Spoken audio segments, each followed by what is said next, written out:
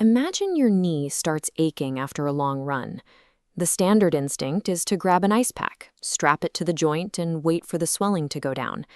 But as physical therapist Gray Cook points out, treating the site of the pain without looking at the rest of the leg is like hearing a smoke detector go off and running to pull out the battery.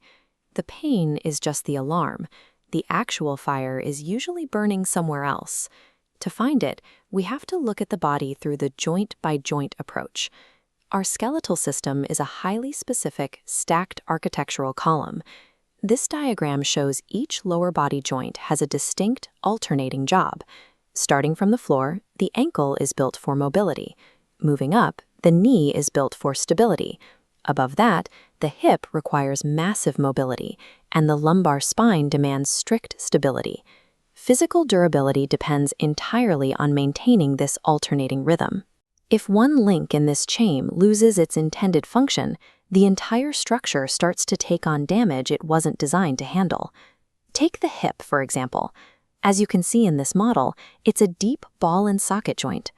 Evolution designed the structure to rotate, extend, and flex across 3 different dimensions to power human movement. Yet the modern daily routine forces us into chairs and cars for hours at a time. This locks the hip in a static, slightly bent position, effectively freezing the joint and shutting down the surrounding muscles.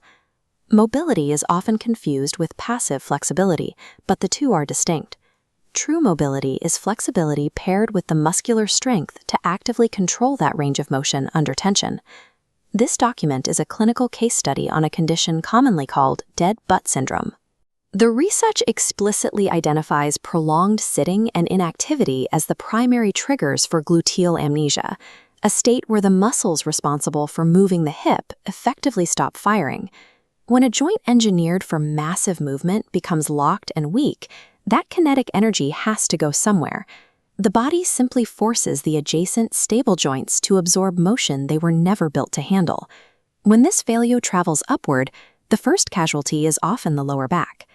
This diagram illustrates the mechanical tug-of-war happening in the pelvis. When you sit all day, the hip flexors in the front become chronically tight and shortened. This constant tension actively inhibits the glute muscles in the rear, preventing them from extending the leg behind the body. Because the hip is jammed, the body recruits the next available joint to get the job done. The lumbar spine, which is supposed to remain stable and protect your spinal cord, is forced to act as the primary mover. It violently arches backward to fake the appearance of hip extension, absorbing severe, unnatural compressive forces with every step. Chronic lower back pain is rarely an isolated spine issue. It is the symptom of a frozen hip, forcing the back to take on a role it wasn't built for. That same dysfunction travels down the chain as well, compromising the leg's ability to safely absorb the impact of hitting the ground. When the hip's abductor muscles are too weak to stabilize the leg, we see a mechanical collapse called dynamic valgus. You can see it clearly here. As the athlete lands, the femur immediately caves inward under their body weight. The knee is a hinge, meant to swing strictly back and forth. When the hip allows the leg to twist and cave inward, the immense ground reaction forces from running, jumping, or even climbing a flight of stairs bypass the muscles and shear directly into the knee joint. This paper from the International Journal of Sports Physical Therapy outlines this exact relationship.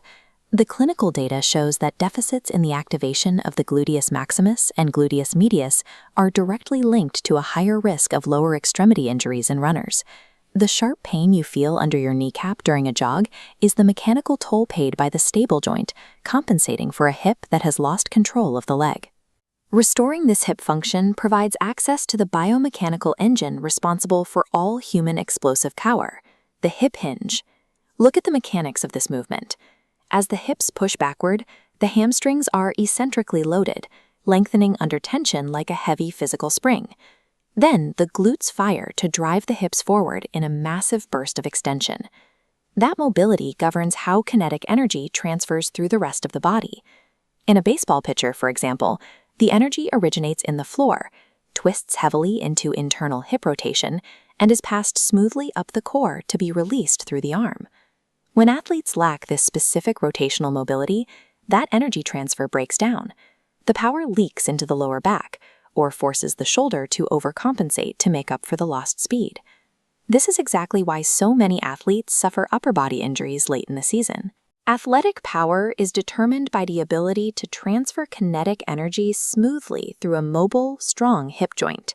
You can't fix a broken movement pattern by just sitting on the floor and pulling on your leg.